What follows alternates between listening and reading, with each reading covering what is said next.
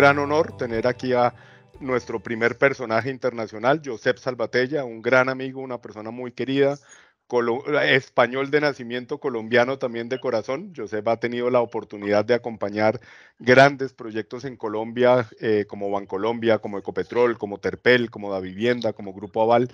Entonces conoce bastante bien, digamos, la idiosincrasia y el momento en que se encuentra el mercado digital colombiano y el latinoamericano, también con grandes proyectos como el ICE, la principal compañía de Centroamérica, como FONAFE, la principal entidad del gobierno peruano. Josep, bienvenido, muchísimas gracias, un honor para nosotros contar con tu compañía y con tu presencia.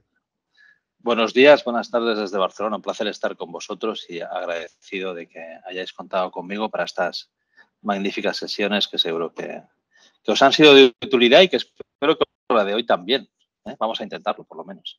Perfecto, perfecto. Un poquito un perfil, o sea, muy resumido, porque si contara todo el perfil de Josep se nos va la hora y media. Josep es licenciado del ADE en España, MBA de SADE, una de las principales escuelas de negocio a nivel global, de la cual también hace parte de su board de directores.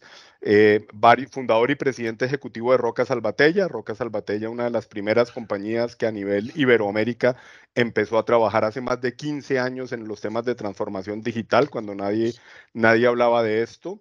Y bueno, pues arrancamos desde ahí, Josep, desde cuando tienes la oportunidad de trabajar en un proyecto medio quijotesco en su momento, que era año 90 y tanto, tratar de crear, como lo hicieron, 95.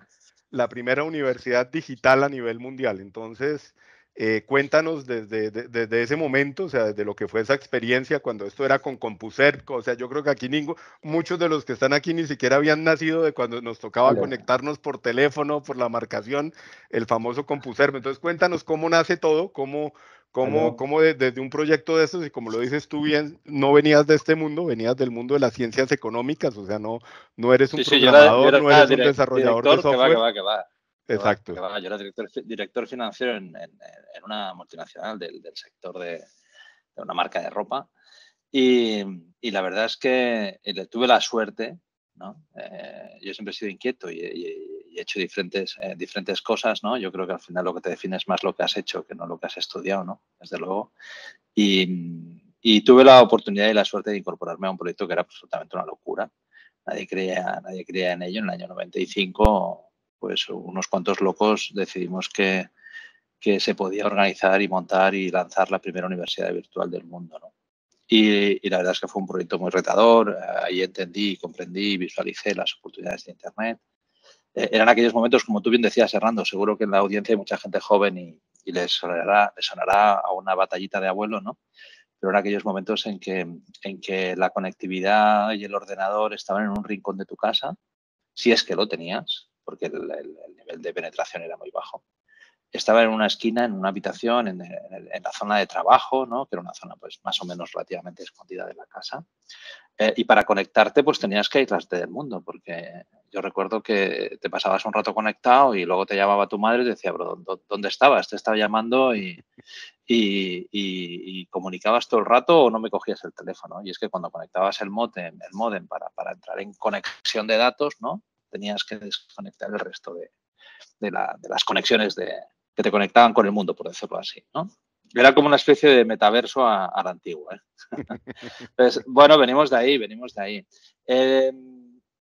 Después de una etapa magnífica donde la verdad es que tuve la oportunidad de definir estratégicamente pues la estrategia de contenidos, la estrategia también tecnológica, organizativa de una institución que fue creciendo y que pues en aquel momento ya alcanzó pues, los 60 o 70 mil estudiantes, ¿no? Pues llegó la hora de emprender. Yo tenía ganas de emprender. Yo siempre digo que el motor del aprendizaje lo tienes que llevar dentro. Las oportunidades. Nunca creo que quien dice que no emprende porque no encuentra la oportunidad, no me lo creo. Yo creo que el emprendedor busca la oportunidad, porque lo que le mueve es justamente la gana de emprender. Y lo que en aquel momento parecía una ventana de oportunidad era ayudar a la mayoría de las empresas a entender que Internet no era lo que se hacía en un cuarto o lo que hacía el equipo de tecnología como algo esotérico, sino que era lo que impactaba el negocio. que en el año 2007-2008, si os acordáis, fue el auge de lo que ahora conocemos como Web 2.0, la popularización, la masificación, la entrada masiva de públicos a un entorno de creación de contenidos, de generación de información, de compartimiento, de compartir experiencias, emociones, ¿no? Y Internet, que era básicamente un espacio transaccional hasta ese momento, empezó a convertirse en un espacio de relación. Es la época, yo recuerdo los primeros proyectos en el despacho, creo que alguna vez Hernando te lo he comentado, una gran cadena hotelera nos llamó porque quería prohibir los comentarios negativos de sus hoteles en TripAdvisor, ¿no? Y entonces nos llamó para ver cómo podíamos activar toda una arquitectura legal para que eso no pasara y para cerrar TripAdvisor, ¿no? Y recuerdo también la Asociación Española de Headhunters en aquel momento, luego desapareció, supongo que les faltaba visión para seguir, pero recuerdo que en aquel momento nos pedían que cómo podían demandar a LinkedIn por competencia desleal, ¿no? Ahora, seguro que, ya te digo, a la gente que hay aquí les sonará prehistoria, pero estamos hablando de un momento donde todo el mundo creía que Internet era un espacio operacional, se hablaba de banca electrónica, se hablaba de... Y bueno, anécdotas de aquel momento, pues no sé, por ejemplo, seguro también, por recordar un poco, cuando operabas en banca electrónica con los bancos, tenías cualquier incidencia, ¿no? Y yo recuerdo ese claim que me dolía en el alma, que era, tenías cualquier incidencia, me contacte con su banco, ¿no? Como que el banco normal era la oficina física, lo que estabas haciendo por Internet era algo como marginal, ¿no? Era algo como que estaba en paralelo a lo que era la situación real de negocio, ¿no? Entonces visualizamos que Internet está evolucionando, que los usos masivos de los públicos, ¿no? Que esa conquista masiva, si queréis, ¿no? Esa entrada masiva de todo el mundo, ¿no? De llevar Internet en el bolsillo, salía de esas habitaciones escondidas en las casas de cada uno, ¿no? Y manejamos Internet desde el bolsillo, en movilidad, con un volumen de interacciones muy insospechado, ¿no? Y de algún modo cambiaban las reglas de juego de ese entorno, pues eso generaba oportunidades nuevas. Y esas oportunidades nuevas hubo muchos players que las supieron aprovechar. Y veíamos que para el conjunto de empresas convencionales, analógicas, con modelos de negocio pensados y desarrollados bajo lógicas puramente analógicas, tenía mucho sentido empezar a explorar oportunidades en ese nuevo territorio, ¿no? Que está emergente y que yo creo que ahora ya está consolidado, ¿no? Y empezaban a ver ustedes, Josep, un poco que esto no iba a ser un tema de tecnología, es decir, que sí había grandes inversiones en tecnología y los grandes fabricantes de hardware, de software, los data centers, pero empezaron a tener la visión de que iba a haber mucho de tema de eso, lo que dices tú, modelo de negocio, cultura, es decir, que esto no iba a ser una moda como en su momento el ERP, que simplemente se implementaba una solución, la ponían los loquitos de tecnología y ya estabas operando, o luego cuando vino el CRM. Entonces, ¿cómo se empieza a gestar esto de que sale de los despachos de IT y empieza a permear todas las áreas de la organización? ¿Cómo se vivió ese tema y cómo tuvieron ustedes esa visión de, en vez de ponerse a desarrollar software, que lo hacía todo el mundo y que mucha gente logró hacer grandes startups en eso?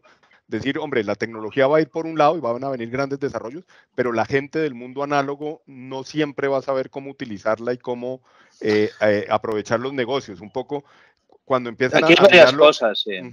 Aquí hay varias cosas, Armando. Una es, la tecnología es el habilitador clave, ¿no? Eso es evidente. Es decir, la tecnología, tú necesitas la tecnología y tienes que hacer un uso inteligente de la tecnología para transformar tus modelos de negocio. Pero la tecnología es el habilitador, no es el fin, ¿no?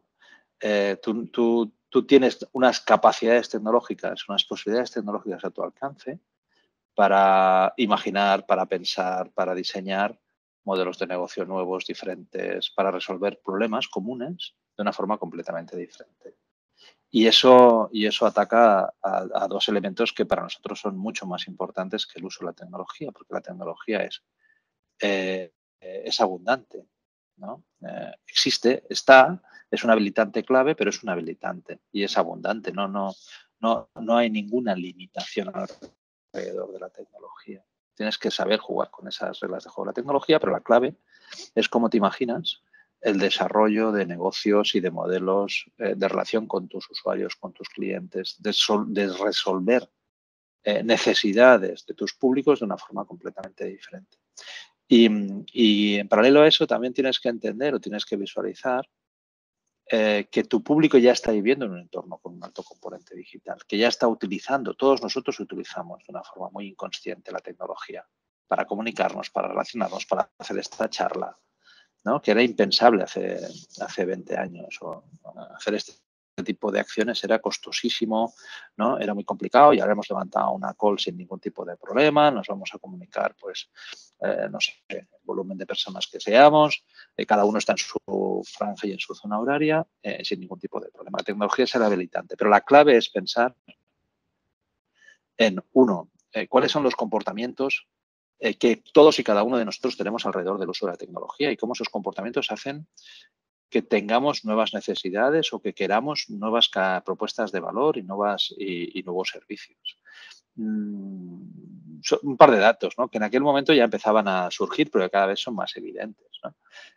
Cuando estábamos hablando, por ejemplo, con el entorno turístico, ¿no? En aquel momento, ¿qué sentido tenía seguir de algún modo forzando, ¿no? Un canal de go-to-market vinculado a una agencia de viajes cuando tú tenías a un golpe de clic la posibilidad de visualizar un montón de hoteles en el mundo, ¿no? A través de cualquiera de las plataformas, Booking o la que sea, ¿no?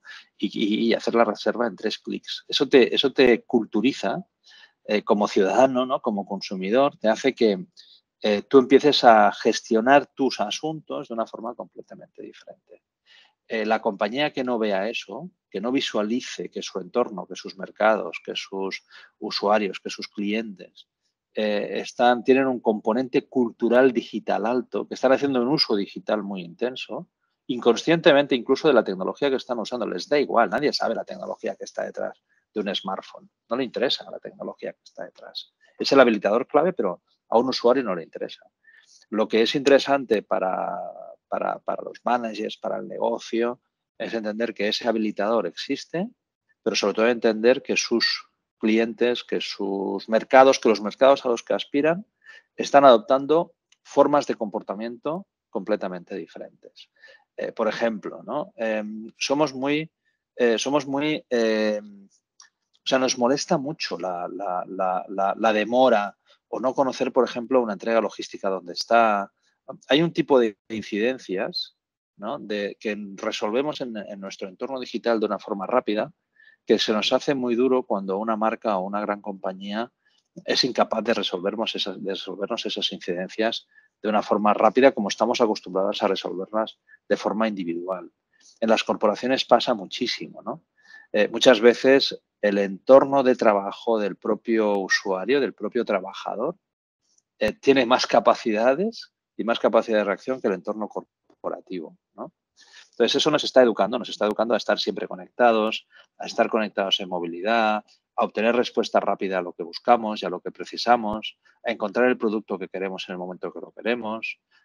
Y eso como a obtener la información a tiempo real de lo que precisamos. Y eso genera un conjunto de comportamientos que si tu compañía, tu marca, tu propuesta de valor no está a la altura de ese conjunto de comportamientos, corres el riesgo de que te abandonen, ¿no? Y de que haya cualquier otro que haciendo un uso más inteligente de la tecnología capture una forma de relacionarse diferente, ¿no? Entonces, eso es lo que de algún modo se le estaba escapando a la mayoría de managers en aquel momento y creo que todavía hay una gran parte de decisores de negocio que les sigue costando visualizar que su negocio pasa por atender bien y correctamente ese conjunto de comportamientos, ¿no? Uso inteligente de la tecnología, Josep. Me encanta ese término porque aquí lo que tenemos es una cantidad de talentos, de gente. Neoris, pues en Colombia tiene una gran inversión y se ha desarrollado muchísimo. Creemos que cerramos el año con 500 talentos, gente colombiana de muy buen nivel, exportando servicios, con muchas capacidades técnicas, con dominio de la tecnología.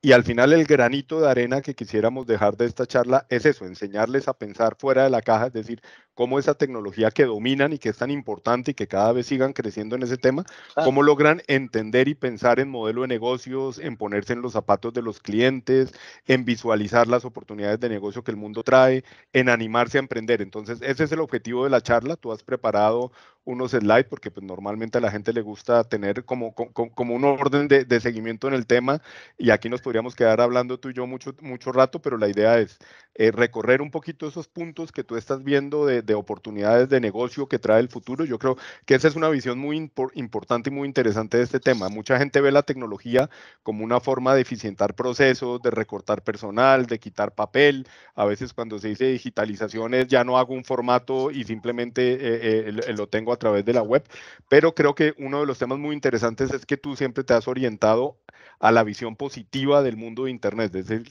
las oportunidades de negocio que trae y no simplemente reducción de costos. Entonces vamos a escuchar ya un poco lo que traías preparado y a partir de ahí pues Va, abrimos el micrófono para hacer algo muy interactivo. perfecto, perfecto. Os he traído, pero antes de entrar, has dicho tres cosas, o he capturado tres cosas que has dicho que me gustaría también compartir, ¿no? con todos, ¿no?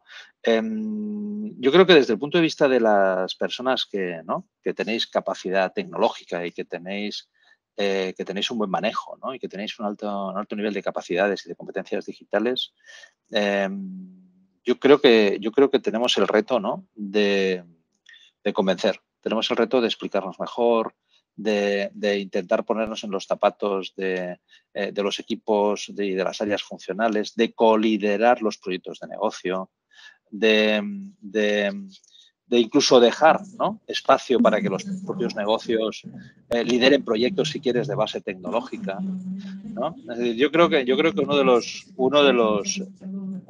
que hay un ruido de fondo.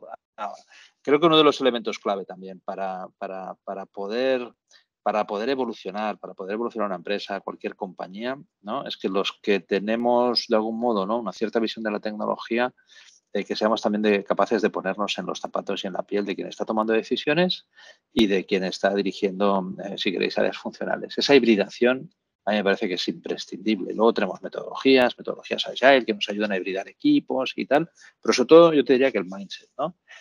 Otro elemento que es imprescindible es, si tú tienes un proceso, perdonadme que sea un poquito bruto, ¿no? Pero si tú tienes un proceso que genera bullshit, si lo digitalizas, tienes bullshit digitalizado, punto. Entonces, no tiene ningún sentido digitalizar por digitalizar. Es decir, meter tecnología por meterla. Si tú no haces el esfuerzo de pensar cómo puedes, ¿no? utilizar inteligentemente esa inversión tecnológica que vas a hacer para atacar un mercado nuevo, una relación nueva, un modelo más beneficioso para ambas partes. Si tú no repiensas, de algún modo, no replanteas la relación, el objetivo, lo que quieres conseguir con esa inversión de tecnología, es muy fácil que lo que estés haciendo es meter tecnología en procesos que no van. Y lo que haces es, o sea, que no van a ningún sitio. Y lo que haces es, metiéndolo digital, de algún modo, metiéndolo tecnología, es llegar antes a ese ningún sitio. Entonces, ese es un segundo mensaje que te quería, ¿no? En función de lo que decías. Y luego la tercera cosa que también decías alrededor de la oportunidad, no solo por la visión positiva que yo tengo alrededor, ¿no? Un emprendedor o tiene visión positiva o no emprende. Yo creo que eso es evidente, ¿no? Somos optimistas consumados, los emprendedores. Siempre vemos oportunidades donde otros quizá ven riesgos o incluso situaciones complejas, ¿no? Es mandatorio identificar oportunidades porque esto de digitalizarse es una fiesta que alguien tiene que pagar. Entonces, la plata se agota. Si no somos capaces de encontrar espacios de captura de valor, espacios de oportunidad, los planes digitales, los planes de aceleración, los planes de inversión en tecnología, pues corren el riesgo de no tener el recorrido que deberían de tener, de que las inversiones no sean las que tienen que ser, de que las apuestas por el crecimiento en equipos no sean los que tienen que ser. Así que es mandatorio orientarse a buscar capas de mercado, captura de márgenes. Es muy importante identificar esas oportunidades porque es lo que alinea negocio. Si no, al final estamos invirtiendo por invertir o metiendo tecnología por meter, ¿no? No hay nadie, no sé si ¿no? en los pure players tecnológicos, nadie de los pure players tecnológicos, que de algún modo nacen ya como fenómeno digital, habla de qué inversión en digitalización ha hecho, ¿no? No está en su ¿no? Porque al final eso es lo que decíamos, un habilitador. Lo que hablan es de la cuota de mercado que han conseguido, de cómo están creciendo, pero la inversión en tecnología no tiene sentido, ¿no?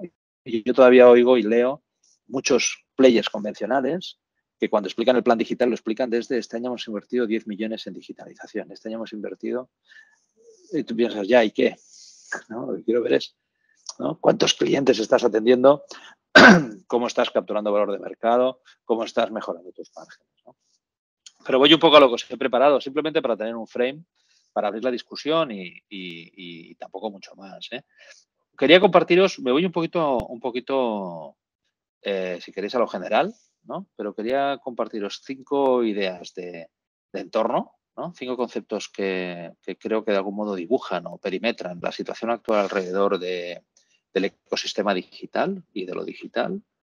Me gustaría también aterrizar un poquito en 4 capacidades estratégicas que, en nuestra opinión, todas las compañías deben de estar desarrollando de una forma muy intensa. Y cómo podemos ayudarlas a desarrollar esas capacidades estratégicas justo para la captura de esas oportunidades.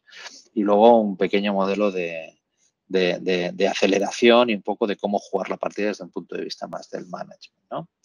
Entonces, vamos a ver si soy capaz de compartir rápido. Espero que sí. Dame un segundito. Voy a poner el tamaño. Estamos. Perfecto. Hernando, ¿estáis viendo mi pantalla? Sí, sí. Perfecto. Pues vamos, un poco lo que os decía, ¿no? 5 variables de entorno que me gustaría compartir con vosotros. Una me voy muy lejos, pero como yo llevo muchos años en este ya, no es por mérito, sino es por viejo, como llevo muchos años en este tema de Internet, ¿no? Me gusta siempre tener una visión un poquito, ¿no? de qué está pasando, ¿no? Nosotros soñábamos Internet como un espacio de libertad, de abertura y de co-creación, si queréis, ¿no? Y Internet se está convirtiendo en uno de los instrumentos de confrontación geopolítica más potentes a corto, medio y largo plazo, ¿no? La sensación que nosotros tenemos es que Internet se va a partir en 2 ecosistemas. Yo creo que ya es muy evidente para los que desarrollan negocio en China que desarrollar negocios digitales en China tiene unas características y desarrollar negocios digitales en el mundo occidental, si queréis, o en el resto del mundo, tiene otro tipo de características, pero esto va a ir a más. Y va a ir a más desde el punto de vista de que las infraestructuras es posible que se partan, es posible que haya determinada regulación y determinadas limitaciones a poder interaccionar entre ecosistemas, dejar entre, sobre todo en redes 5G, ¿no? En redes 5G con base de infraestructura, si queréis, China, a las que tengan base infraestructural occidental, ¿no? Y no solo estamos hablando de un territorio geográfico, sino que estamos hablando de toda el área de influencia que puede tener China, por ejemplo, en África, o en otro tipo de entornos donde es posible que esas infraestructuras digitales se desarrollen bajo tecnología china, ¿no? Parece que va a haber como un gran divide y yo empezaría a pensar en cómo desarrollo negocios en los próximos 10 años pensando en ecosistemas digitales diferenciados, ¿no? Hay un tercer actor por ahí que juega otro tipo de partida, que es la Unión Europea, ¿no? Que está jugando, como siempre, la partida de la regulación, ¿no? La regulación desde un punto de vista a veces de defensa del consumidor, de defensa del usuario, ¿no? Quizá no tiene la musculatura o la capacidad geopolítica, ni siquiera la capacidad económica, por decirlo así, ¿no? Como los 2 grandes gigantes, para generar infraestructura propia, pero sí que tiene capacidad de influencia e incidencia alrededor de la regulación, ¿no? Entonces, por ejemplo, esta acta de regulación de los negocios digitales en Europa está pensando en medidas tipo que si yo uso Telegram, ¿no? Y tú, Hernando, usas WhatsApp, pues que nosotros 2 nos podamos comunicar sin que yo tenga que empezar a utilizar WhatsApp o tú tengas que empezar a utilizar Telegram, ¿no? Del mismo modo que si yo tengo Movistar y tú tienes, pues, Vodafone o tienes cualquier otro tipo de compañía de comunicaciones, pues cuando te hago una llamada la puedo hacer sin ningún tipo de problema, ¿no? Entonces, esas regulaciones marcan de algún modo cómo se van a desarrollar también los negocios digitales en el medio plazo, ¿no? Del mismo modo que todo el fenómeno de la protección de datos y la regulación de la protección de datos va marcando, ¿no? Cómo vamos a desarrollar negocios en este entorno. Y además, si queréis, le añadimos otro elemento ¿no? Donde parece que la situación actual, ¿no? Estas noticias de marzo, es Larry Fink, que de algún modo pronosticaba que la invasión rusa durara lo que durara, por decirlo de algún modo, ponía fin a esta lógica de globalización, donde Internet ha tenido un rol, os diría que muy importante, ¿no? Entonces, nada, os quería dejar estas pinceladas un poquito de entorno, porque yo creo que como expertos en tecnología y como expertos en acompañar a grandes organizaciones que sois, yo creo que manejar un poco cuál es el territorio de desarrollo de negocio y de desarrollo de negocio digital es interesante. Recientemente, trabajando para el líder mundial en un sector industrial, bueno, pues toda la estrategia de datos la estamos armando país a país, continente a continente, y os diría que entorno a entorno, ¿no?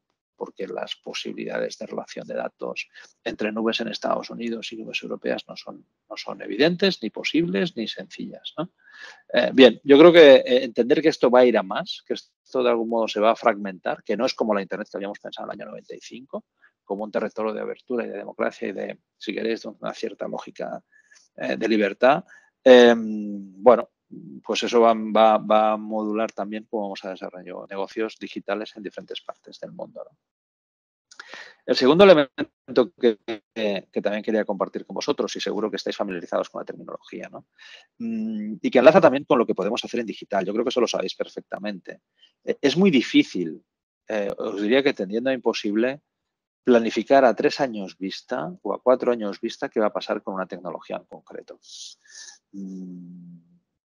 No sé cuál es vuestra opinión, y me gustará también, si tenéis preguntas, poderlo compartir con vosotros en la conversación que está prevista, ¿no?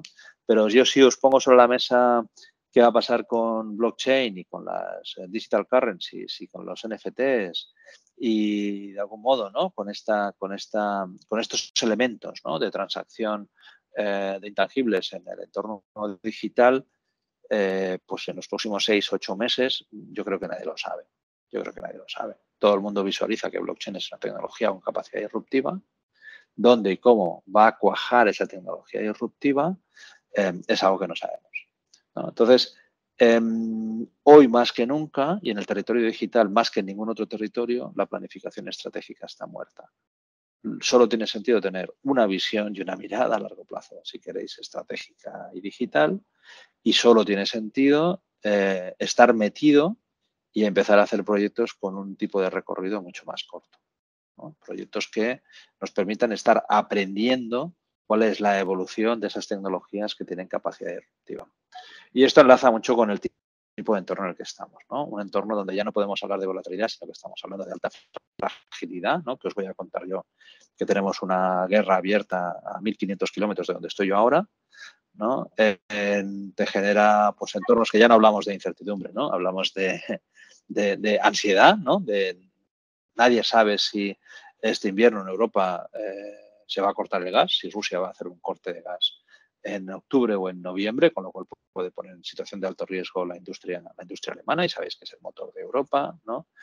Hablamos ya no de un entorno de alta complejidad, sino de un entorno no lineal, ¿no? Tendiendo a caótico, es decir, las decisiones que vamos viendo y que se toman, incluso las circunstancias que dificultan, ¿no? De golpe y porrazo resulta pues que no hay contenedores para traer materias primas, o resulta que la guerra en Ucrania pues hace que se pueda generar una hambruna en Oriente Medio y en África, ¿no?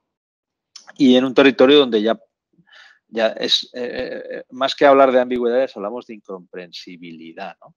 Y es muy difícil para los equipos directivos, para las personas que toman decisiones, si quieren entender el metaverso y qué es un NFT, ¿no? Y qué es ¿no? ¿Qué son estas autoridades distribuidas que te acaban validando una determinada operación y que no está centralizada? O sea, son modelos bastante, ya no solo complejos o ambiguos, sino incomprensibles, ¿no?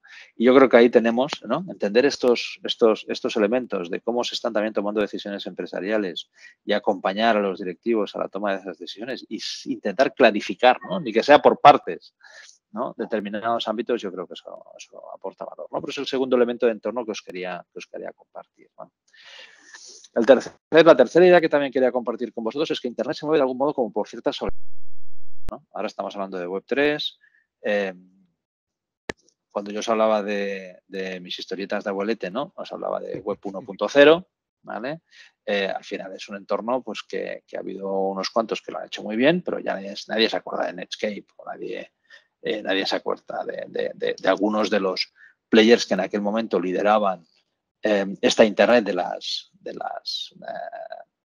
la lectura, por decirlo así, ¿no? Donde tú lo único que podías hacer era consultar determinados contenidos y que, bueno, fue evolucionando para incluso poder operar, pero no en plano de igualdad desde un punto de vista de usuario, ¿no?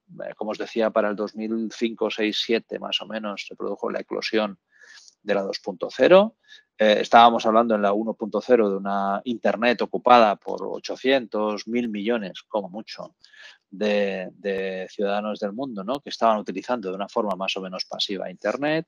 Pasamos a la explosión de la 2.0, donde más o menos hay pues, unos 5.000 millones de personas conectadas que con un uso inteligente de la tecnología pueden generar contenido, opiniones, emociones e influyen en decisiones de compra, influyen en decisiones de todo tipo, ¿no? En decisiones políticas y se hace un uso muy intenso de estos espacios, ¿no? Para influir y para manejar criterios bueno, de una forma, diría que muy líquida, ¿no? Que con poco fundamento, que en muy pocos caracteres estás lanzando grandes mensajes, ¿no? Que dejan huella o que generan comportamientos, ¿no?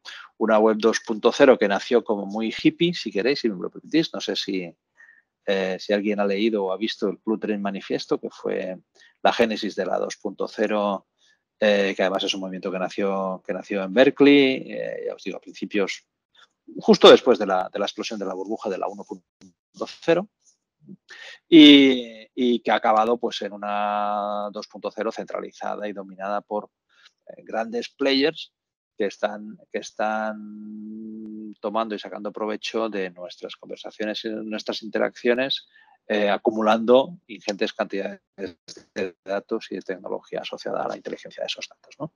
¿Y hacia dónde vamos? Pues os voy a contar, ¿no? Lo sabéis perfectamente, ¿no? Vamos hacia esa lógica de Web3, donde, bueno, lo que estamos es acabando de completar la experiencia de Internet, ¿no? Internet no sea un complemento a la realidad física, sino que al final la realidad se convierte en una realidad digital donde el complemento sea la realidad física, ¿no? Que es un poco hacia dónde estamos yendo, ¿no? Hacer una vida, si queréis, o tener un conjunto de experiencias plenas en un entorno puramente digital y que las experiencias físicas pues sean complementarias a esas experiencias plenas. Y lo comentaré en la siguiente, no me quiero anticipar, pero las oleadas disruptivas también se mueven alrededor de qué players son capaces de algún modo de generar, ¿no? Pauta y de generar caminos y al final, ostras, yo cuando estudié el MBA, ¿no? Y cuando estudié Administración de Empresas, pues los referentes empresariales, las empresas que eran referencia, eran las empresas que dominaban el siglo XX, ¿no? Y todos hablábamos de Jack Welch y de General Electric y de un conjunto de empresas que estaban dominando el mundo y que hacían los negocios de una determinada manera, ¿no? Hoy, ¿no? Las oleadas están dominadas por un conjunto de empresas que hacen las cosas de otra manera, ¿no? Que son empresas, a veces las llamamos puramente digitales, ¿no? Y son las empresas que de algún modo nos enseñan o nos muestran qué es lo que podemos hacer como empresarios y que también están marcando cómo se comportan y a qué nos estamos acostumbrando como usuarios, ¿no? Os he puesto en la parte de arriba, ¿no? Los cuatro gafas, no me he metido en el lío de meter a los chinos, ¿no? De Alibaba y compañía, y un viejo rockero, ¿no? Como Microsoft, que a mí me parece que desde el punto de vista tecnológico es la compañía que mejor ha ido aguantando, ¿no? Comparado con otras tecnologías, con otras compañías que podríamos situar en el mismo horizonte temporal, Apple también la podríamos situar ahí, pero yo creo que Apple tiene una segunda vida cuando la refunda Steve Jobs, ¿no? Y luego Google, Amazon y Meta, que todas estas han sido muy capaces de en cada oleada encontrar su espacio, ¿no? Ahora parece que Facebook quiere liderar la 3 y las otras un poco se lo están mirando, pero bueno, ya habéis oído también, ¿no? Creo que Apple está trabajando muy fuerte a dispositivos que nos permitan esa hibridación, ¿no? De realidad virtual, realidad física o analógica. Ostras, no está nada mal lo que está haciendo Microsoft alrededor de los Digital Twins, ¿no? Que es ese complemento digital a una realidad empresarial, ¿no? O productiva compleja. En fin, ¿no? Estos yo creo que siempre están ahí de algún modo moviendo bien y moviéndose bien en ese territorio. Pero me interesan también duplas, ¿no? Que os he puesto aquí, que son capaces de algún modo de revolucionar, ¿no? Un sector concreto, ¿no? Os he puesto Spotify y Netflix, pues ya lo habéis visto, ¿no? Cómo han sido capaces de revolucionar la industria de contenidos. Todo el mundo habla de la uberización del sector automoción. Nosotros hemos tenido la suerte y la ventaja de poder trabajar con el grupo Volkswagen desde hace unos cuantos años, y yo recuerdo las primeras conversaciones allá por el 2015, tampoco hace tanto, donde el grupo Volkswagen o los directivos del grupo Volkswagen te decían: "Hostia, Josep, esto que explicas de digital está muy bien, pero ¿sabes qué? Nosotros hacemos carros y los carros hay que hacerlos y bueno, el digital pues quizá para la venta, ¿no?". Bueno, pues 4 años después Volkswagen cambió su propósito y por primera vez en sus décadas de historia, ¿no? Desapareció la palabra coche y la palabra fabricante, ¿no? De su propósito, y fue sustituida por ofrecer soluciones de movilidad, ¿no? Pues hay duplas, ¿no? Tesla con la electrificación y con la inteligencia y la conectividad asociada. Al final Tesla es software con ruedas, ¿no? Pues está marcando pautas de transformación y oleadas de transformación de sectores muy enteros, ¿no? Nosotros a nuestros clientes siempre les aconsejamos de algún modo que visualicen, que estén muy atentos a quién está de algún modo disrumpiendo, más allá de los grandes players digitales que siempre están jugando la partida, ¿no? ¿Qué grandes players están disrumpiendo o qué startups están visualizando que tienen capacidad o la posibilidad de hacer las cosas diferente y de al final ofrecer una propuesta de valor basada en otro tipo de principios que acaba resolviendo las necesidades que tiene un usuario, ¿no? Por eso insistimos tanto, insisto tanto en que es muy importante entender al usuario, a los comportamientos, ¿no? Y luego utilizar la tecnología inteligentemente para resolver eso. Estoy seguro que tiene más inversión en tecnología o se invierte más en tecnología el grupo Volkswagen que Tesla o que Uber, pero en términos de 10 veces más seguramente, ¿no? No, esto no va a peso, ¿no? Esto va al uso inteligente de esa tecnología para resolver los problemas de negocio que estás enfrentando, ¿no? Yo os he puesto por debajo 3 players más nuevos, ¿no? Nubank yo creo ¿no? Que en la región, en LATAM, pues lo está haciendo muy bien. Veremos hasta dónde le da, ¿no? Pero desde luego se ha posicionado muy bien, resolviendo de una forma muy sencilla problemas de bancarización en un continente como Latinoamérica. Y os he puesto también HelloFresh, ¿no? Porque este es una startup alemana, es un bichito, ¿no? En el sector alimentación, que parece que no esté pasando nada, pero que en noviembre pues consiguió estar en el DAX, que es el índice de referencia de la bolsa alemana, con unas valoraciones que empezaban a sonrojar a los principales players de alimentación europeos, ¿no? Y luego los dos ejes. ¿Sí? Perdona, no, Josep, digamos varias reflexiones.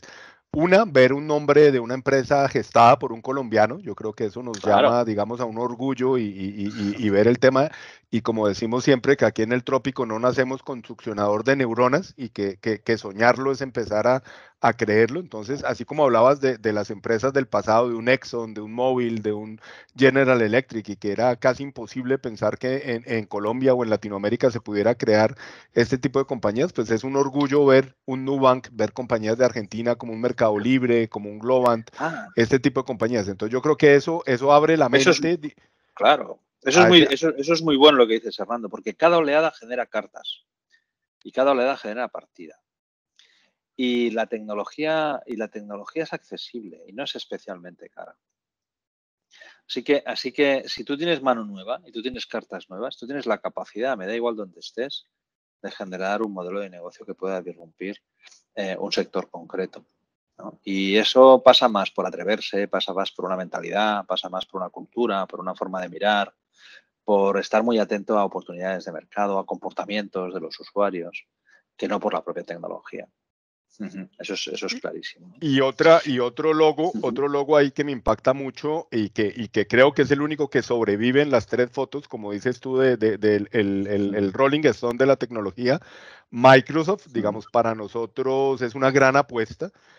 Como Neoris, digamos, y nos hemos convertido en uno de los principales partners de Microsoft a nivel Latinoamérica en varias cosas, y sobre todo en esto, en las oleadas disruptivas. Hablabas tú ahorita del Digital Twins, hablábamos hace unas semanas del tema de sostenibilidad, todo el tema de Developer Velocity. Entonces o sea, muy interesante ver esa foto ahí porque de alguna manera en Neoris le estamos apostando a eso. Es decir, no tenemos la capacidad de invertir para generar tecnologías propias y disruptivas, pero sí somos un aliado muy cómodo para una empresa como Microsoft, y la semana pasada están haciendo el lanzamiento a nivel mundial de la nube de sostenibilidad y ya somos uno de sus principales jugadores. Están lanzando el tema de Digital Twins y nos convocan como uno de los principales jugadores del tema. Entonces yo creo que eso también nos valida. Luego hay algo con Amazon, pero muy incipiente, pero digamos que sí tenemos una apuesta muy fuerte hacia Microsoft, y verlo en ese lugar me parece interesante. Entonces, siempre has hablado de eso, de cómo ha sido ese rolling stone de la tecnología. Cuéntanos un poquito esa visión que tienes y validar esa Yo creo que apuesta. yo no quiero poner otros nombres en la ecuación, ¿no? Pero ya sabéis con quién competía Microsoft.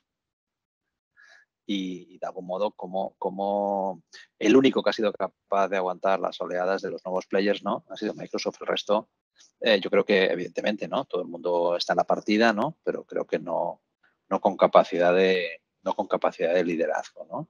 Microsoft se posiciona muy bien en un espacio de empresa, por decirlo así, igual que los otros de algún modo se han situado, especialmente Apple, ¿no? En un espacio más de uso particular o de uso personal, y desde el uso personal ha ido conquistando espacios o territorios empresariales, pero fundamentalmente está en el espacio personal, y Microsoft pues, se ha posicionado muy bien en el espacio, ¿no? Corporativo empresarial, y desde ahí tiene la habilidad de irse reinventando, hacer compras muy inteligentes y quizás sin grandes anuncios de grandes liderazgos de determinadas tecnologías, sí que está siendo capaz de siempre estar ahí, estar el 2-3, estar el 1, el 2-3, estar el 1, el 2-3, ¿no?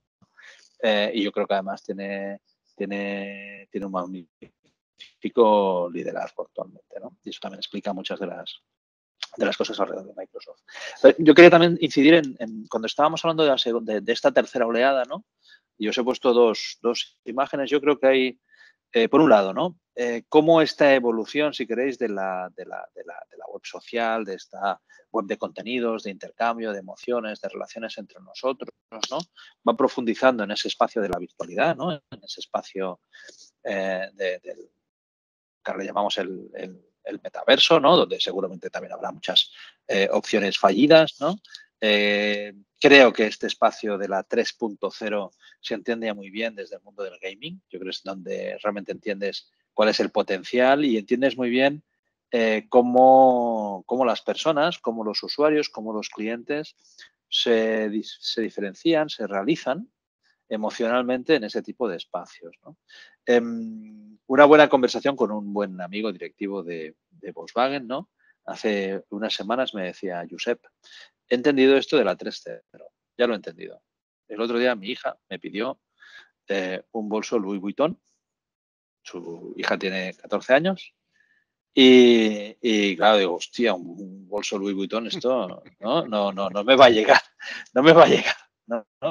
Dice, pero no, papá, yo quiero el bolso Louis Vuitton para este juego, que cuesta tanto. Yo solo quiero. El otro no me interesa, es carísimo. No. Yo quiero para este juego, ¿no?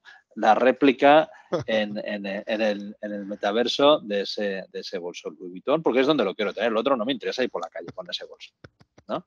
Entonces, yo creo que el hecho de que nos reafirmemos, ¿no? Personalmente, y eso es a lo que creo que hay que estar al tanto, ¿no? Cómo las personas completamos nuestras experiencias, pues nos satisfacen determinadas cosas en un entorno, ¿no? Que no es el entorno analógico, sino que es el entorno virtual, y cómo reaccionamos y qué cosas hacemos, ¿no? Para conseguir esos objetivos que tenemos, o para conseguir o para cubrir esas necesidades, si queréis, o esas experiencias en esos entornos, ¿no? Es decir, centrarse en los comportamientos es mucho más importante que centrarse en la tecnología, ¿no?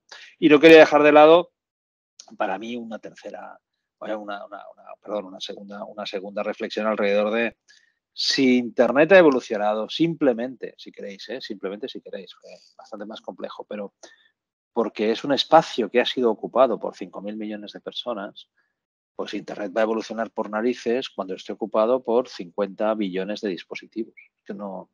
Es que es evidente que el bicho va a mutar, ¿no?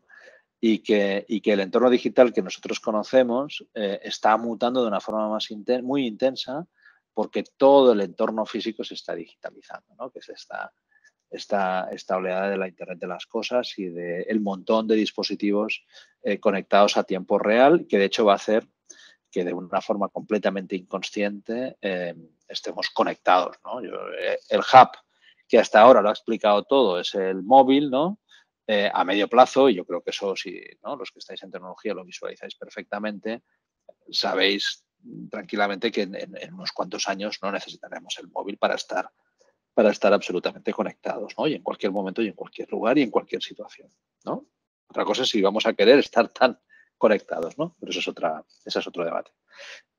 Y esto nos lleva a esta lógica de la hiperconectividad, ¿no? Los modelos 5G que están exploratorios, esta capacidad de tener conectividad a nivel global, que seguramente es lo que os decía, aquí va a haber una partición de redes como nunca vista, va a haber una batalla por el desarrollo tecnológico. Al final esto de la IoT, de la Internet de las cosas, ¿no? Es como un triángulo que juega alrededor de 3 patas, ¿no? Como un taburete de 3 patas, ¿no? Por un lado necesitamos la infraestructura 5G, por otro lado necesitamos los dispositivos, ¿no? y los mecanismos, si queréis, más de las petitas piezas de hardware que nos permitan digitalizar cualquier tipo de entorno físico, y por otro lado necesitamos avanzar en herramientas de inteligencia artificial que nos permitan la gestión a tiempo real de una cantidad ingente de datos, ¿no? Pero este es otro de los conceptos que quería compartir con vosotros, ¿no? Y, como siempre, a mí la mirada que me gusta es, ostras, ¿y esto qué impacto va a tener, no? Pues fijaros dónde estamos viendo el impacto del 5G, ¿no? De algún modo podríamos, ¿no? Si os lo resumo mucho, y permitirme que es una conversación rápida y que me quede un poco arriba, ¿no? Pero al final yo me imagino metaverso, ¿no? Qué capacidad tiene de incidir en el comportamiento de nuestro y de los usuarios y de los consumidores, y me imagino cómo 5G va a tener un impacto muy fuerte en la industria y en la forma en cómo generamos bienes y servicios, ¿no? Yo creo que va a ir un poquito por ahí, ¿vale? Y nada, y esto lo conocéis perfectamente seguro, pero lo que me interesa, el mensaje alrededor de esta revolución tecnológica, no es tanto las tecnologías concretas que os las conocéis, sino que esto es un no parar. También lo sabéis perfectamente. Es decir, la capacidad que tengáis de desaprender y reaprender va a ser clave en vuestro futuro profesional y lo veis y lo vivís. Y esas mismas capacidades, esa misma actitud, ¿no? Ante esta sensación de cambio, ¿no? Constante, ¿no? Y de una cierta inestabilidad, porque prácticamente no hay tiempo de que se consolide una tecnología, por decirlo así, que ya estamos hablando de la siguiente, ¿no? Vivir esto con una cierta alegría, incluso os diría con una actitud, ¿no? Positiva, ostras, es una de las claves de poderse mover tranquilamente en estos escenarios de alta transformación, ¿no? Esto es un poco lo que os quería compartir alrededor de ideas, y que luego en la conversación, luego me quería ir a 4 cosas, como os decía, 4 capacidades estratégicas que todo el mundo está desplegando. Yo creo que todas las empresas del mundo están absolutamente obsesionadas con cómo manejo los datos, cómo convierto, ¿no? Cómo me convierto en una organización datacéntrica, cómo servitizo mi propuesta de valor, ¿no? Y cómo genero nueva propuesta de valor.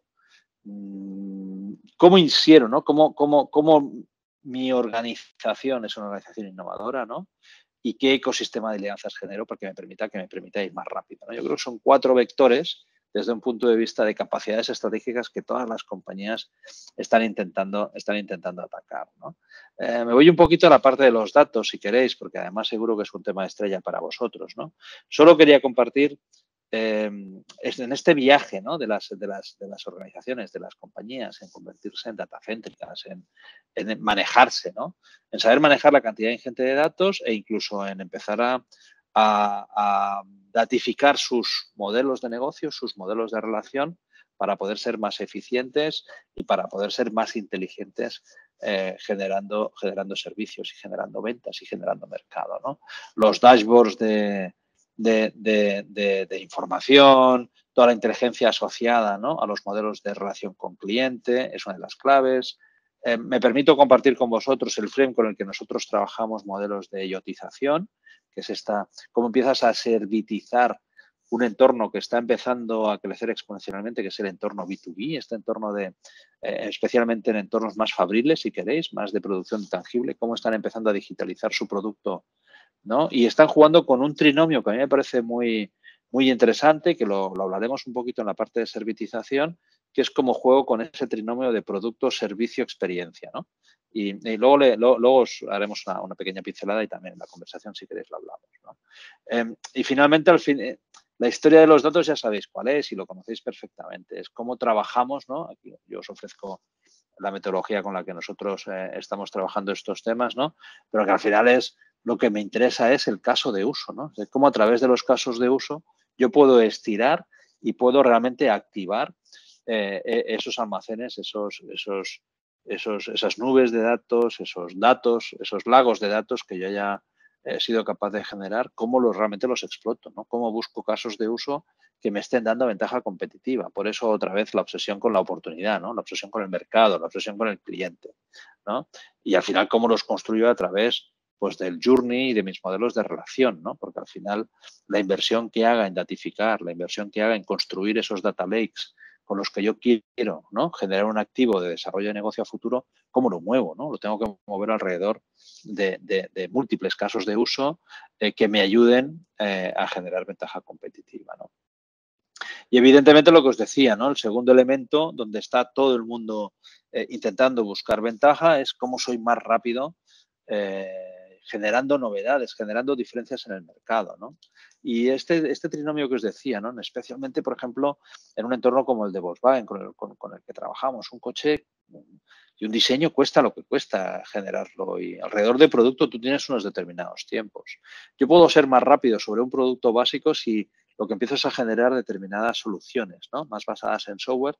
Ahí puedo ser un poquito más rápido generando novedades y generando o capturando oportunidades o nuevas necesidades que quiero satisfacer o nuevos mercados que puedo capturar, ¿no? Y todavía puedo ser más rápido, ¿no?, si empiezo a pensar con lógica de experiencia, ¿no? Y si juego bien este trinomio, ¿no?, si juego bien este triángulo de producto, servicio, experiencia, sobre la base de un producto que quizás necesito 2, 3, 4 años para desarrollarlo, yo le puedo alargar la vida generando capas de valor basadas en servicio y todavía le puedo alargar más la vida si soy capaz, ¿no?, y de una forma ágil generar situaciones de experiencia diferentes en relación a ese producto, ¿no? Yo creo que eso es uno de los ejes en los que la mayoría de las compañías están trabajando y están obsesionadas, ¿no? Aquí os propongo un poco la metodología con la que nosotros trabajamos, pero para todo esto es clave que la organización, que la empresa, ¿no?, esté con lógicas de innovación, con lógicas de innovación permanente, que se maneje bien en los 3 escenarios de la innovación, que se maneje bien en la innovación incremental, que se maneje bien en la innovación disruptiva, y que se maneje bien en la innovación radical. Fácil de decir y difícil de ejercer y de ejecutar, pero es bueno, ¿no?, que la organización sepa trabajar a diferentes velocidades, ¿no? Y este es otro de los retos que tenemos la mayoría de los managers y que muchas veces las culturas organizativas soportan mal, ¿no?, estos diferentes ritmos de evolución y de transformación a los que nos lleva la digitalización, ¿no? Y el último que quería también comentar con vosotros alrededor de estas capacidades es, ostras, al final una empresa será lo que será en función del ecosistema que ha sido capaz de construirse a su alrededor, y ese ecosistema pasa, pues, por los partners tecnológicos que tenga, por las startups que sea capaz de atraer a su alrededor, ¿no? Esas lógicas de los venture builders de corporativos, de los ventures también, de los venture capital corporativos, ¿no?, que bueno, de una forma más rápida, ¿no?, de los M&As cada vez más intensos, en fin, de una forma, ¿no?, de los ecosistemas también, si queréis, de investigación o de innovación con los que estoy relacionado. Ahí Colombia yo sé que ha hecho, por ejemplo, esfuerzos, ¿no?, en ir generando ecosistemas de innovación y de emprendimiento bueno, estar para las empresas es vital, estar relacionado con esos ecosistemas para así justamente, ¿no?, poder dar respuesta de una forma muy rápida a estos 5 fenómenos o estos 5 elementos de contexto que os he compartido, ¿no? Y para ir acabando un poco y para también ir a la conversación, ¿no? Ostras, y todo esto, ¿cómo lo manejamos, no? Todo esto que como managers, al final yo necesito traerme todo este discurso, todo este conjunto de conceptos a herramientas de gestión, ¿no? Yo necesito gestionar porque al final necesito garantizar que tengo un EBITDA sólido, que estoy capturando el mercado que quiero, que estoy facturando lo que necesito y que soy sostenible a medio y largo plazo, ¿no? Pues al final el tema es cómo somos capaces, ¿no?, de acelerar nuestro negocio para adaptarnos al cambio. Esto no va de tamaño, esto no va de ser muy listo y estar parado, ¿no? Esto va de moverse, esto va de capturar rápidamente qué es lo que está pasando en mi entorno competitivo, en mi entorno de mi mercado, en mi entorno sectorial, si quieres. Identifica rápidamente cuáles son las variables clave, convertirlas en oportunidades y ir a por ellas, ¿no? Nosotros, el mindset con el que siempre trabajamos es, el primer elemento es tener claro para qué estamos haciendo lo que estamos haciendo. Es lo que os decía, la fiesta de la digitalización alguien tiene que pagarla, ¿vale? Y para pagarla quiere decir que tenemos que atacar un conjunto de objetivos estratégicos de negocio que tengan sentido. Luego esto lo vamos a desplegar alrededor de 4, ¿no?, ejes de digitalización claves. Ostras, me voy a ir a fondo, ¿no?, con estrategias que me ayuden a la autoridad, al crecimiento, a la generación de ecosistemas de relación con el entorno, ecosistemas web, contenidos, CMS, bueno, sabéis perfectamente los de tecnología, marketplace, en fin, sabéis perfectamente qué tipo de entornos nos estamos hablando, cómo estabilizo modelos de relación omnicanal, incluso os hablaría ya no solo de omnicanalidad, sino de omniexperiencia, ¿no? Cómo hago y cómo utilizo a fondo el entorno físico o analógico y el entorno digital, pero capturando, no se me corten los flujos de información, que lo que me pasa en digital no está relacionado con lo que me pasa en el mundo analógico. ¿Cómo hago que al final yo consiga un modelo de relación con el cliente omnicanal y que le pueda servir sus necesidades de una forma correcta? ¿Cómo busco generar nueva propuesta de valor? ¿Cómo busco disromper, evolucionar mi propuesta de valor actual? Y cómo busco, ¿no?, áreas de eficiencia y de automatización que me puedan permitir ser más flexibles y ágiles. Y para conseguir trabajar en estos 4 ejes, yo necesito 3 habilitadores clave, ¿no? Tecnologías asociadas, es evidente, es uno de los habilitadores principales. Sin tecnología no pasa nada y ahí, ¿no?, como Neoris estáis en la parte buena de la partida, así que felicidades, ¿no? ¿Cómo genero nuevas capacidades organizativas? Y una vez más, cuando hablamos de capacidades, es imposible ser una organización datacéntrica si cuando miras en el organigrama y en la organización, pues no hay nadie que sepa de datos. O el que sabe de datos está al 4.º nivel, ¿no?, de la organización. Es que es imposible, ¿no? Tú necesitas nuevas capacidades, ya no solo nuevas competencias, sino equipos enteros nuevos que tengan capacidad para atacar los modelos y de crecimiento que buscas, ¿no? Y una cultura que permita esta transformación, ¿no? Bueno, os he traído algunos frames también para compartirlos, pero en el fondo estamos hablando de estas, o yo quería explicaros estas 10 cosas, ¿no? 5 ideas de entorno que me parecía que tenía sentido compartir con vosotros, 4 capacidades estratégicas que creo que son la obsesión de la mayoría de compañías que yo conozco, y un frame, ¿no?, un modelo que ayuda a la aceleración de estas empresas. No sé, Hernando, si tienes preguntas, cuestiones.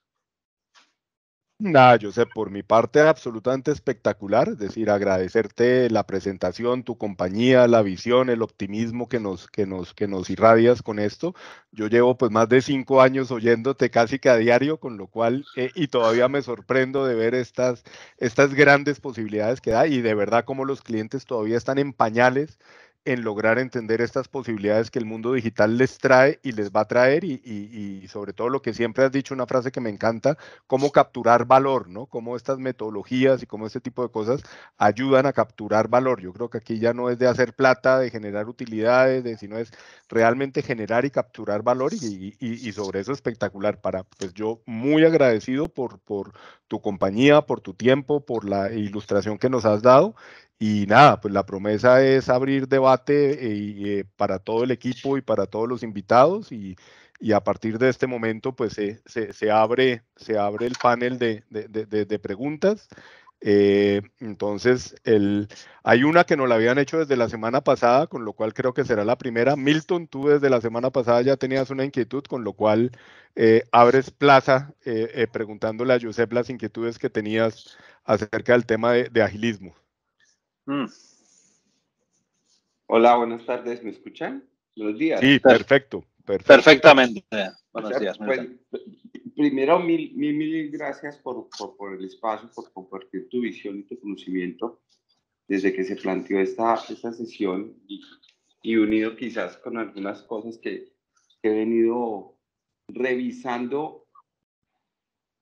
Casi que la pregunta está atada a cómo le ayudamos a nuestros clientes a dar ese salto y cómo identifica uno rápidamente la madurez que tenga cada cliente, que finalmente hay tantas cosas que están alrededor de lo que puede ser transformación digital, que uno ya no sabe en dónde lo orienta. De hecho, he estado últimamente muy metido con el tema del metaverso y a mí personalmente digo, bueno, entonces seguimos hablando de conectar las cosas a internet o mejor definamos cómo saltamos de una vez al metaverso, ya cuando hay, no sé, réplicas de líneas de producción, inclusive vi una de vehículos que permitía simular cambios en el proceso y todo eso, digo, ya creo que el internet de las cosas ya pasó quizás a algo que ya no hay que estar mirando, sino pegar el salto al metaverso en cualquier concepto.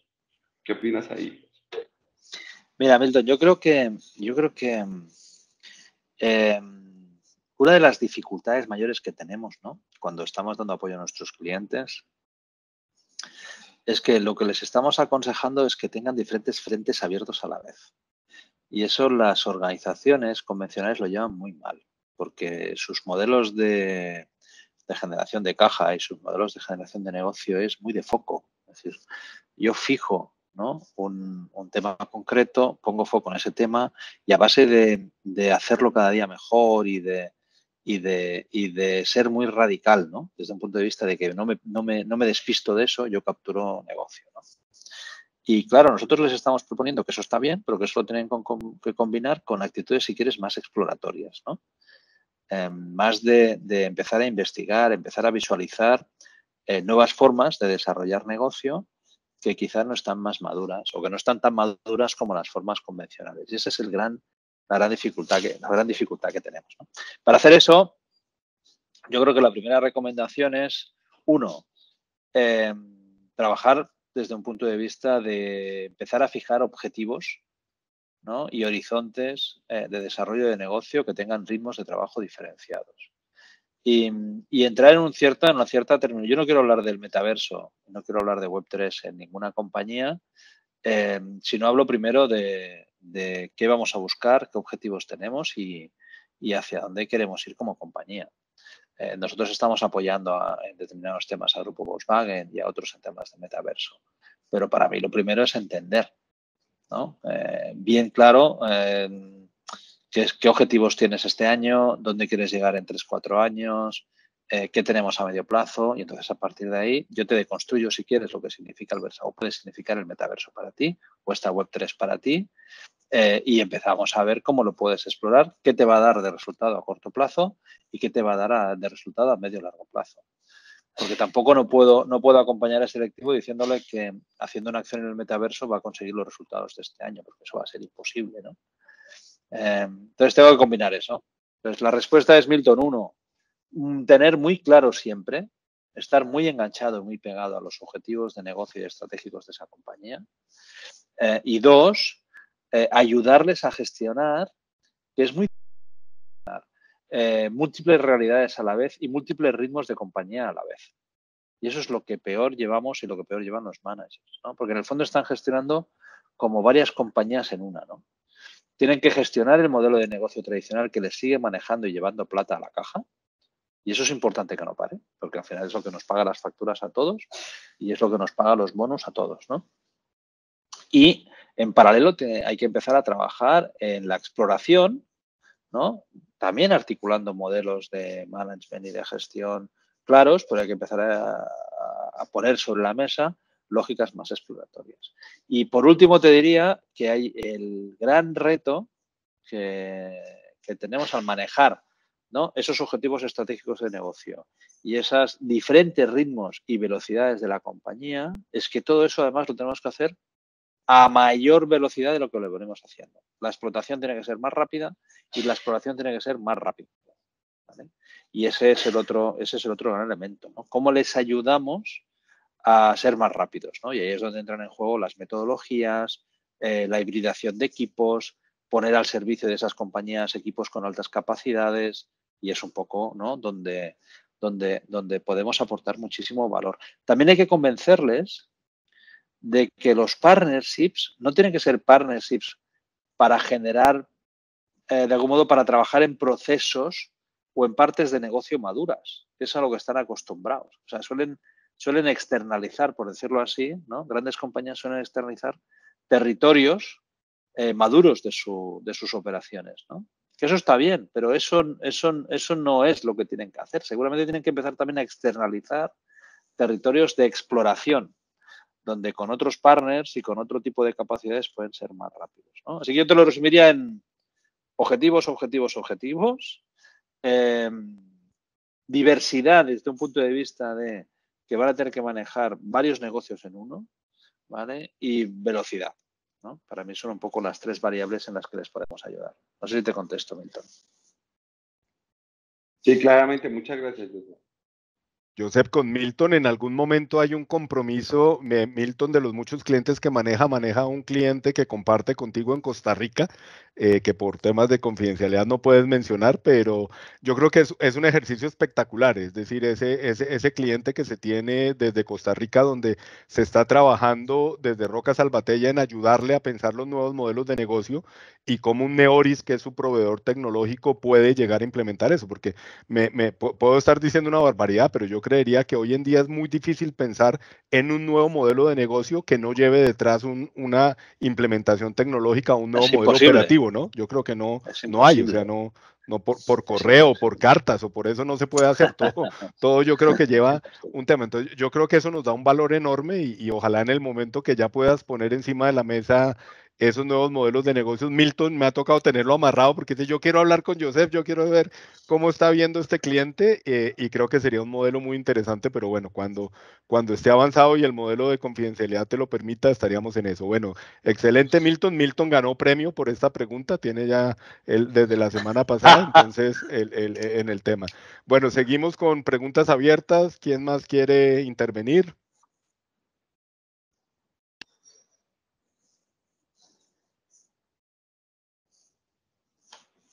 No sean tímidos, muchachos, aprovechen que es una oportunidad de oro. Leonardo Gómez, anoche tenías algunas inquietudes que querías preguntarle a Josep.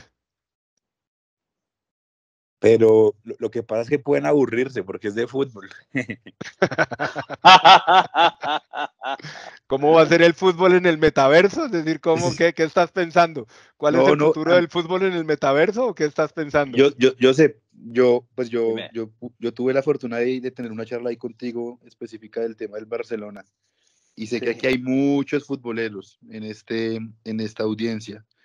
No sé si de pronto nos pueda, o más bien les puedas contar a ellos cómo fue ese acompañamiento que lideraste tú en el frente de marketing en el Barcelona, ¿no? Y cómo esto, pues, atado a un tema de transformación digital, permite generar, pues, modelos disruptivos y obviamente, pues, nuevas fuentes de ingreso donde nadie las veía.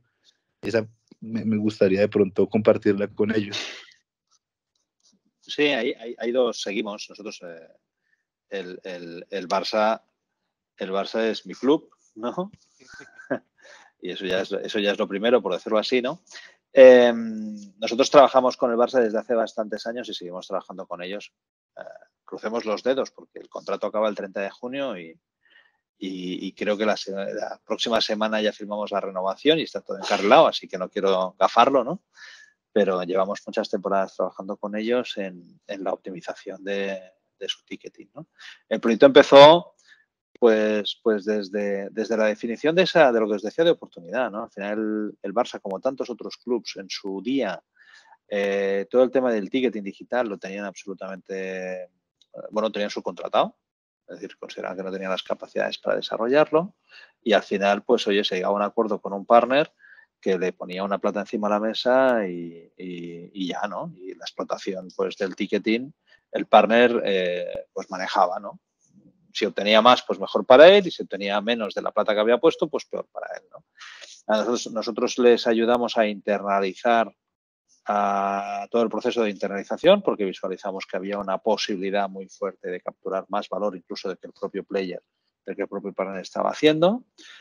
Identificamos esa oportunidad, la pusimos sobre la mesa y les empezamos a ayudar a construir equipo y de hecho varias personas que están en el equipo de ticketing del Barça han estado con nosotros y se han ido incorporando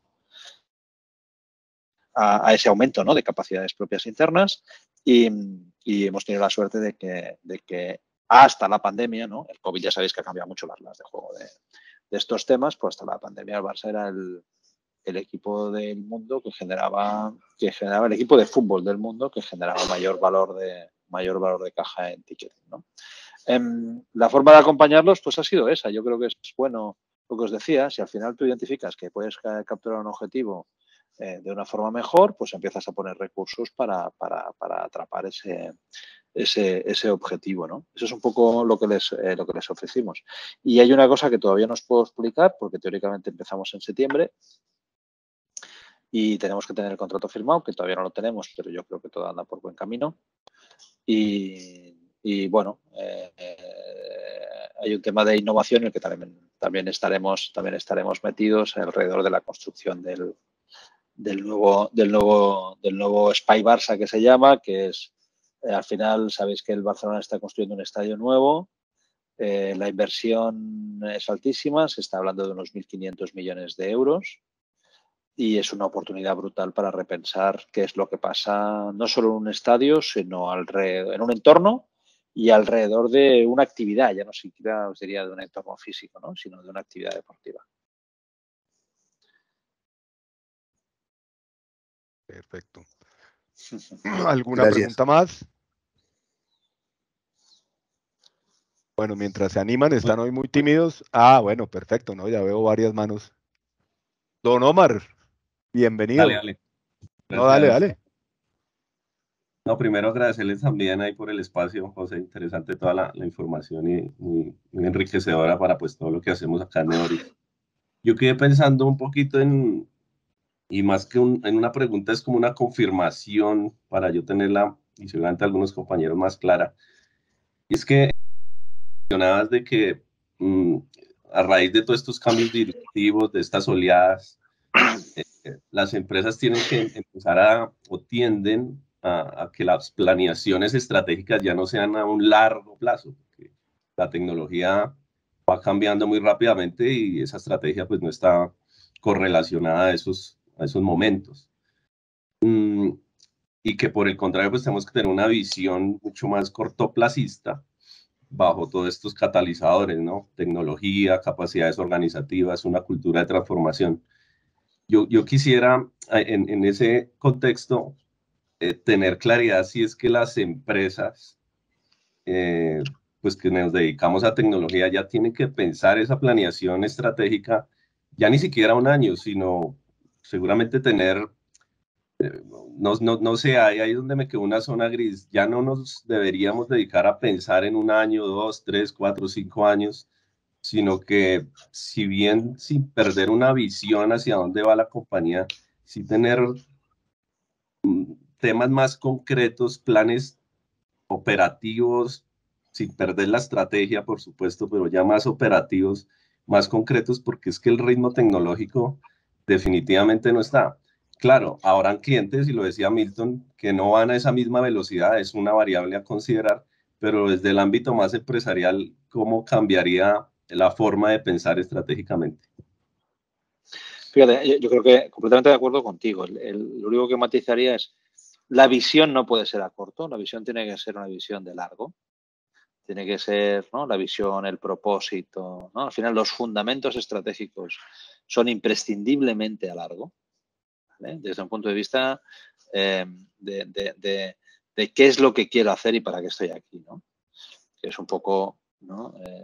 Ostras, yo quiero transformar el mundo alrededor de este eje, quiero, ¿no?, ser el líder global de servicios de movilidad como puede ser Volkswagen. Esa mirada no es una mirada que tú puedas completar en un corto periodo de tiempo, ¿no? Eso es imprescindible, eso es imprescindible. Lo que es absolutamente necesario es justamente tener planes operativos mucho más a corto plazo que te permitan pivotar constantemente.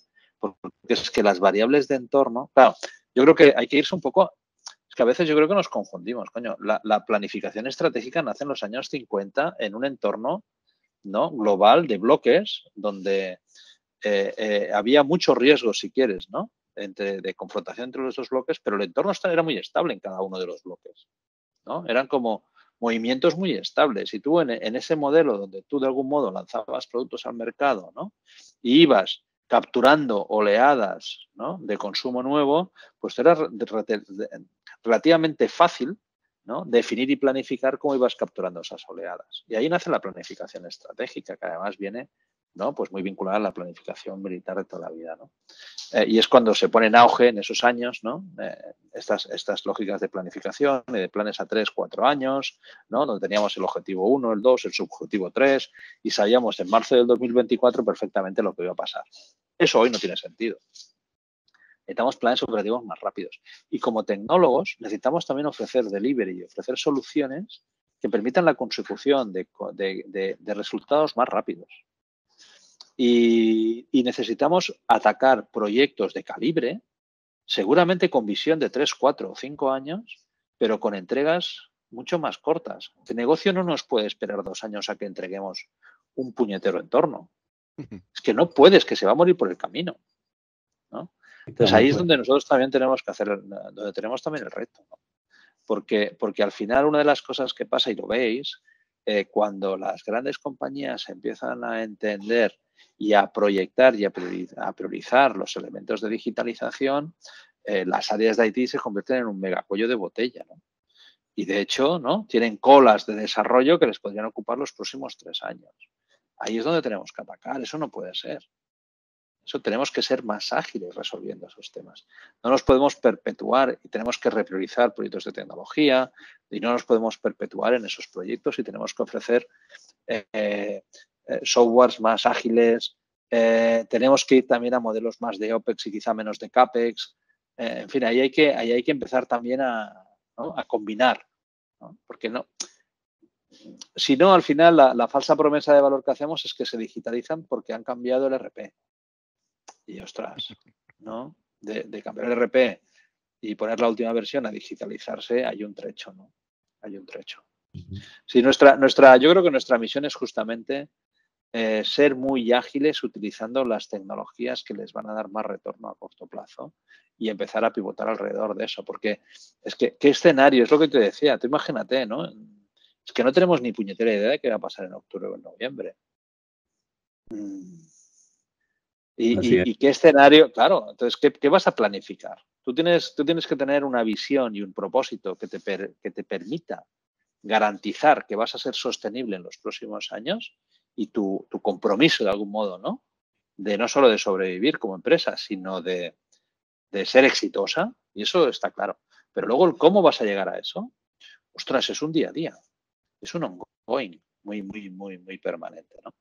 Y ahí sí que tenemos el reto de lo que te decía, ¿no? De generar estructuras, arquitecturas más ágiles, ¿no? Fronts, ostras, más intercambiables, mucho más pegados a negocio, ¿no? Backs que nos permitan una cierta modularidad, ¿no?, que nos permitan intercambios de piezas más rápidos. Ahí tenemos una responsabilidad, ¿no? No sé cómo lo veis, ¿eh?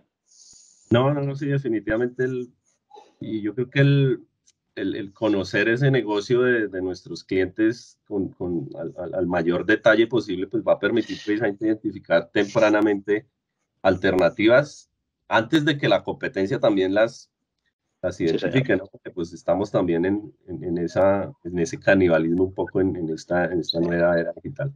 Pero no, ahí hay un tema interesante, Omar, un tema interesante para explorar después con Josep de pronto, y también que ese es un cliente como un ETB donde Josep lo trabajó mucho y ayudaron a definir en su momento el tema de omnicanalidad y de experiencia de cliente.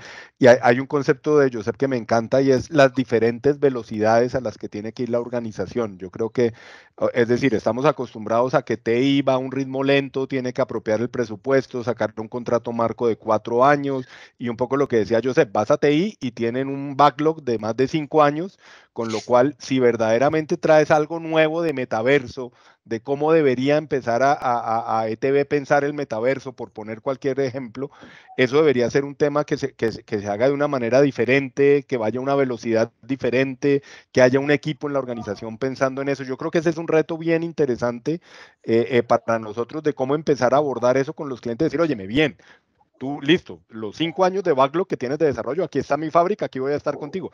Pero ¿qué estás pensando del metaverso, por ejemplo? ¿Por qué no haces un escaneo de las diferentes startups que hay y te alías con alguien y empiezas como ETB a pegar primero en el concepto de metaverso y a posicionarlo? Por ejemplo, ahí hay retos interesantes de esto, ponerlo en práctica con un cliente encima de la mesa y pues totalmente abiertos también a mirarlos. Ahí hay un espacio, Omar, que yo creo que no se os escapa, ¿no? Que es, yo creo que hay dos cosas que los equipos de tecnología estáis sufriendo, ¿no? Uno es que muchas veces recibís el encargo y se os queda muy opaco el negocio. Que tú recibes un encargo de tecnología y lo que está pensando el negocio o de algún modo, ¿no? El origen, ¿no? Para que tú estás haciendo ese encargo, te queda, ¿no? A una distancia, a un gap de distancia brutal, y entonces no te permite, ¿no? Estás ahí, ¿no? Pero te queda muy lejos, con lo cual te es muy difícil al final también anticipar o incluso reconfigurar el encargo, incluso repensar cómo puede ser el equipo que le dé más retorno a ese cliente, ¿no? Y ese es un primer gap. Contra más cerca estéis de los retos de negocio y de los equipos de negocio, ¿no? Y a veces las compañías grandes se comportan como silos, tú, ¿no? Si tú trabajas para el equipo de tecnología, no trabajas para el equipo de negocio. Si trabajas para el equipo de negocio, no trabajas para el equipo de tecnología. Y eso vosotros lo sufrís, porque al final, coño, estás haciendo cosas que no sabes si exactamente es lo que el negocio necesita. Y acabas de hacer determinadas cosas y luego el negocio no las usa, ¿no? Y tienes que meter con forceps que el negocio las use, ¿no? Con mucha formación que hagas. Luego hacemos una gestión del cambio con formación. Y el negocio dice, a mí, ¿qué me estás contando? Si en el minuto 1 ni me has considerado, ni me has venido a ver, y ahora vienes con la gestión del cambio y, ¿no? Bueno, es un clásico, ¿no? Ese es un elemento. Claro, ese es un elemento, ¿no? Ahí contaste rápidamente de interacción de TV y seguramente todos los clientes que tenemos en Neori estaremos sufriendo. Entonces, no, verdad, José y Hernando, muchísimas gracias. No me extiendo más, que hay otras manitos de otros compañeros, pero gracias por la invitación, Hernando, y como siempre, atento a dónde podemos ir a tener las conversaciones y generar valor acá para Neoris y por supuesto para nuestro cliente TV. Buenísimo, buenísimo, espectacular. Mi tocayo Hernando Fajardo tiene la mano levantada hace rato. Hola, buenos días. ¿Qué tal, Job? ¿Cómo estás? Oye, hola, Hernando, ¿qué tal? Mira, yo estaba mirando, ahorita tú mostraste una gráfica que me pareció bien interesante y me llamó mucho la atención, y es cómo está afectando pues toda esta nueva ola del Internet, cómo afecta ciertos renglones. Y veía en la parte agrícola que era muy pequeña, pero en la parte de manufactura había como un gran impacto. Sí.